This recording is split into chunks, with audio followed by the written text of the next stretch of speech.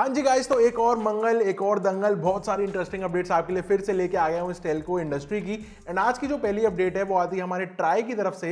And try ने ऐसा बोला है मोबाइल कंपनीज को कि भाई जो नंबर्स आते हैं ना, जब कॉलर आईडी जिसको बेसिकली बोलते हैं, वहां पे वो नंबर आना चाहिए जिस नाम से सिम रजिस्टर्ड है, ना कि किसी थर्ड पार्टी ऐप जैसे ट्रू कॉलर में कोई भी रैंडम नेम कई बार लिख के आ जाता है। वो चीज नहीं चाहिए।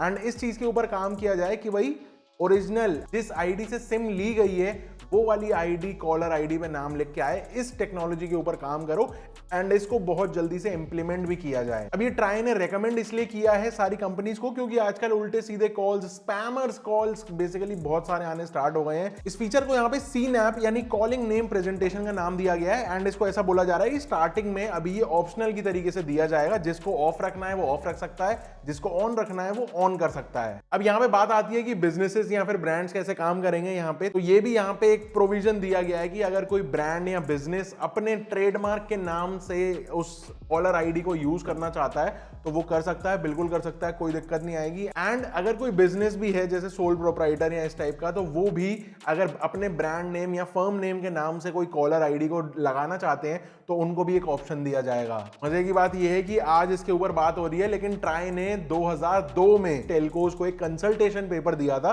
कि भाई इसके ऊपर कुछ फीडबैक्स दिए जाएं। एंड अब जाके जब सिर के ऊपर जा रहा है पानी तो यहाँ पे ये लोग इसको फॉर्मलाइज करके प्रॉपरली इंप्लीमेंट करने की तरफ आगे चल पड़े हैं। मेरे हिसाब से ये काफी सही हो जाएगा, काफी सारी स्पैम कॉल से हम बच जाएंगे। एंड कुछ कंपनीज जो फालतू के कॉलर्स लगा के बैठी हुई हैं कि बस दिन भर सबको लोन बेचो, शायद थोड़ा सा कम हो जाए। क्या लगता है, कमेंट करके बताओ। अगली अपडेट वी की तरफ से। एंड वी के लिए गवर्नमेंट का ऐसा कहना है कि उनका अभी कोई प्लान नहीं है कि अपने 33.3% स्टेक्स यहाँ पे वो बेचें। अभी के लिए गवर्नमेंट लार्जेस्ट स्टेक होल्डर है वी कंपनी में। एंड गवर्नमेंट ऐसा कह रही है कि जब वी फुल्ली रिवाइव हो जाए तब गवर्नमेंट सोच सकती है कि हाँ भाई अपना यहाँ पे शेयर बेचो एंड बाहर एग्जिट ले लो। लेकिन अभी के लिए ऐसा कोई प्लान नहीं है क्योंकि उनका यह भी मानना है कि अगर अभी वो अपने शेयर्स बेच देते हैं या कंपनी से एग्जिट ले लेते हैं तो भले वी को काफी ज्यादा इन्फ्यूजन मिल जाएगा पेमेंट का, लेकिन इस बात की कोई गारंटी नहीं है कि वी अपने सारे फाइनेंशियल क्राइसिस से रिवाइव हो पाएगी या नहीं। करंट कर्जे को देखोगे तो 2.2 लाख करोड़ रुपीस देने हैं वी को मार्केट के। तो गवर्नमेंट का ये स्टैंड है कि भले कंपनी को काफी नीड है फंड्स की,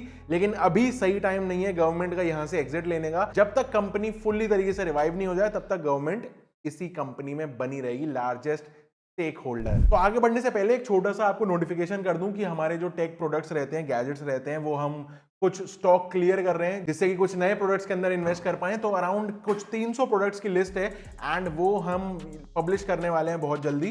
जो अमेजन पे प्राइसेस हैं उसमें अराउंड 20 to 25% आपको मिनिमम डिस्काउंट देखने को मिलेगा। एंड प्रोडक्ट जितने भी हैं एक भी बार यूज नहीं है, सिर्फ रिव्यू के लिए जो आए प्रोडक्ट्स उसको हमने रिव्यू किया एंड देन वो तब से ऐसे ही पड़े हुए हैं पूरे सजा के। तो ये प्रोडक्ट्स फॉर सेल हैं। काफी सारी कैटेगरीज हैं इसके अंदर, हेडफोन्स हैं, TWS है, कीबोर्ड, माउसेज, एक्शन कैमराज, तो बहुत सारी चीजें हैं। एक बार चेकआउट कर लेना अगर किसी को किसी चीज की नीड हो एंड बस डायरेक्ट कांटेक्ट कर लेना, फिर तो मैं शिप आउट कर दूंगा। तो शीट के अंदर ही आपको WhatsApp number and contact details मिल जाएंगी, वहां पे आप व्हाट्सएप करके कम्युनिकेट कर सकते हो कि अगर वो प्रोडक्ट हमारे पास स्टिल स्टॉक में है तो हम आपको वो शिप आउट कर देंगे एंड आप पेटीएम से पेमेंट पहुंचा देना। सॉरी, पेटीएम नहीं, फोन पे से। पेटीएम तो बंद हो रहा है ना। अगली अपडेट बीएसएनएल की तरफ से है। एंड भाई खुश हो जाओ एमपी के इंदौर वालों, क्योंकि पोहे के साथ साथ अब आपको बीएसएनएल का 4G भी देखने को मिल जाएगा। क्योंकि बीएसएनएल ने यहाँ पे 55 बीटीएस, नॉट दैट कोरियन वाले, बट बेस ट्रांसीवर स्टेशंस यानी टॉवर्स कह लो बेसिकली, वो लगा दिए गए हैं। अभी के लिए जो सबसे ज्यादा ट्रैफिक वाले एरियाज हैं वहां पे लगाए हैं ये अपने बीटीएस या फिर टॉवर्स। लेकिन आने वाले टाइम में 55 और यूनिट्स इसको और लगाए जाएंगे जो पूरे शहर को अच्छी तरीके से कवरेज दे दें। तो बीएसएनएल 4G बहुत जल्दी आ रहा है इंदौर में, तो मुबारक हो। लेकिन यहाँ पे एक इंटरेस्टिंग बात और बताई गई कि एक बीटीएस या एक स्टेशन या एक टॉवर जो है अराउंड 5 किलोमीटर की सरकमफ्रेंस में अपनी नेटवर्क रेंज पहुंचा पाएगा। एंड मजे की बात भाई, अब जो है बीएसएनएल के एम्प्लॉइज को टॉवर पे चढ़ के उसमें सेटिंग बाजी नहीं करनी पड़ेगी अगर कोई डायरेक्शन चेंज करनी है या कुछ कॉन्फ़िगरेशन करनी है। अब इन्होंने इसके लिए रिमोट वाला सिस्टम बना लिया, बैठे बैठे सिस्टम या फिर रिमोट से ही काम हो जाएगा। तो देखो भाई, दिवाली भले दूर है लेकिन बीएसएनएल का 4G आना शुरू हो गया है। अभी इंदौर में आया, कल को फिर अगले हफ्ते हो सकता है किसी और शहर में आ जाए और फिर धीरे धीरे पैन इंडिया में आ ही जाएगा, जाएगा कहाँ। अगली अपडेट भारतीय एयरटेल की तरफ से है एंड इन्होंने एक कंपनी के साथ में मर्जर किया है स्पेशली एनीमे के लिए। अब जो कंपनी है उसका नाम है culvert max entertainment private limited यानी CMEPL एंड इसके साथ एयरटेल ने हाथ मिलाए हैं एक नया एनीमे चैनल इंट्रोड्यूस करने के लिए इंडिया के अंदर, जिसमें सारी लेटेस्ट एनीमे सीरीज लोगों को देखने को मिलेंगी, जो इंडिया का by the way first anime channel होने वाला है। एंड क्योंकि ये एयरटेल ने अपनी इनिशिएटिव लिया है तो सिर्फ एयरटेल के DTH and Airtel extreme TV की जितनी सर्विसेज रहती हैं उसके अंदर ही आपको ये चैनल मिलेगा। ऐसा नहीं है कि ये चैनल फ्री में मिलेगा, पैसा लगेगा अराउंड 1.8 रुपीज पर मंथ। ध्यान से देखोगे तो अराउंड 50 या 60 रुपए महीना, और अगर ईयरली पे जाओगे तो अराउंड 500-600 रुपए साल का लग जाएगा, जो यूजुअल सब्सक्रिप्शंस डिज्नी हॉटस्टार से भी थोड़ा सा महंगा हो गया। चैनल का नाम नहीं जानना चाहोगे?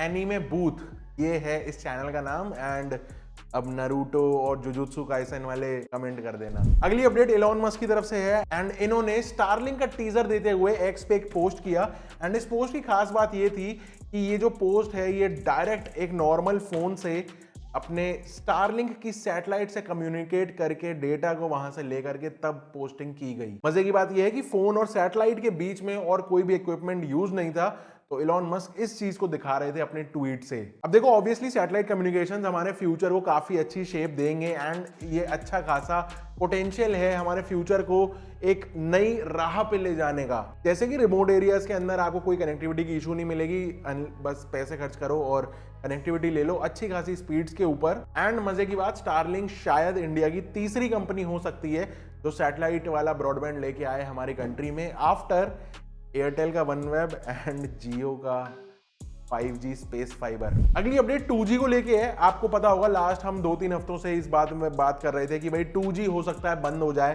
काफी सारी कंपनीज चर्चाएं कर रही हैं, गवर्नमेंट को प्रपोजल दे रही हैं कि 2G को बंद करो।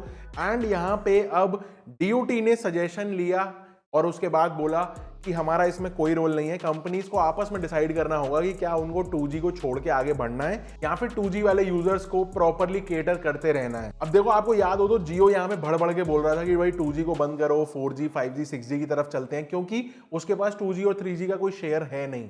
लेकिन बाकी कंपनीज जैसे एयरटेल, वी या BSNL, इनके पास 2G के आज भी बहुत सारे सब्सक्राइबर्स हैं एंड इंडिया की एक अच्छी खासी पॉपुलेशन का परसेंटेज आज भी 2G वाले कीपैड फोन्स को यूज करता है। तो गवर्नमेंट इसमें कह रही है कि भाई हमें इसमें कुछ बीच में नहीं आना है, आप लोग खुद डिसाइड करो, खुद देखो कि कैसे आगे बढ़ना है। एंड एक्सपर्ट्स का कहना है कि एटलीस्ट 2-3 साल तक तो अभी कोई चक्कर है नहीं, चलने दो जैसा चल रहा है, कोई दिक्कत नहीं है। इतने सारे यूजर्स को इकट्ठा ट्रांजिशन करना भी ठीक नहीं है।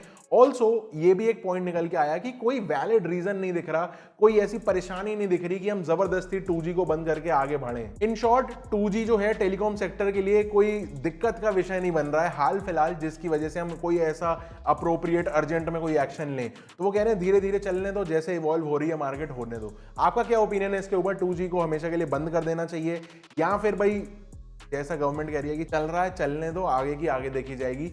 जो भी आपका ओपिनियन हो नीचे प्लीज कमेंट करके बताना।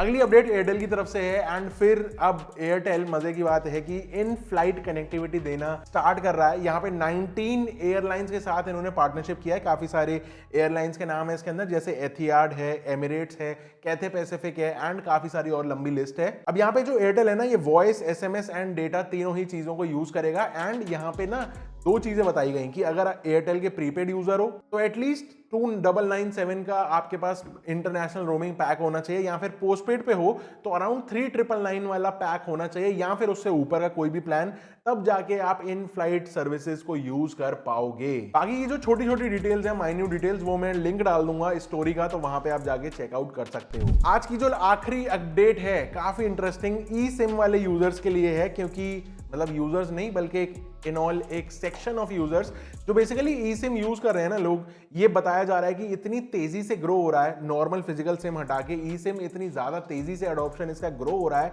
कि जो परसेंटेज निकल के आया वो निकल के आया 680%। फिर से रिपीट करता हूं, जो ग्रोथ है ई सिम कनेक्शंस की वो है 680% ईयर ऑन ईयर। एंड इस हिसाब से 2024 में 165 मिलियन यूजर्स जो हैं, ये बढ़ के नंबर हो जाएगा 1.3 बिलियन सिर्फ 4 सालों में 2028 तक। अब ये रिपोर्ट मैंने नहीं निकाली, ये निकाली है जूनिपर रिसर्च ने। एंड कुछ ऐसा भी बताया गया कि कुछ टेक्निकल स्पेसिफिकेशंस भी चेंज की गई हैं अब एक ई सिम वाले स्टैंडर्ड्स को लेके। जो पहले की ई सिम थी वो बेसिकली कुछ स्पेसिफिकेशंस नेटवर्क तक और दूसरी प्रॉब्लम्स क्रिएट करती थी।